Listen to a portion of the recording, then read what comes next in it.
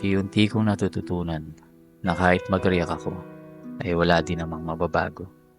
Hindi nito mapipilit ang mga tao na bigyan ka pa ng halaga at respetuhin ka. At hindi nito biglang mababago ang kanilang isipan.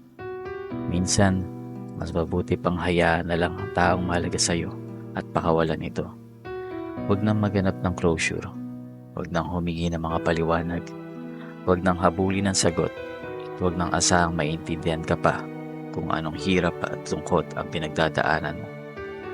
Alam kong darating ang araw na matututunan ko ulit sumaya at pagtutuunan ng pansin ng sarili. Just focus in your life, work on yourself, and your inner peace. This is life.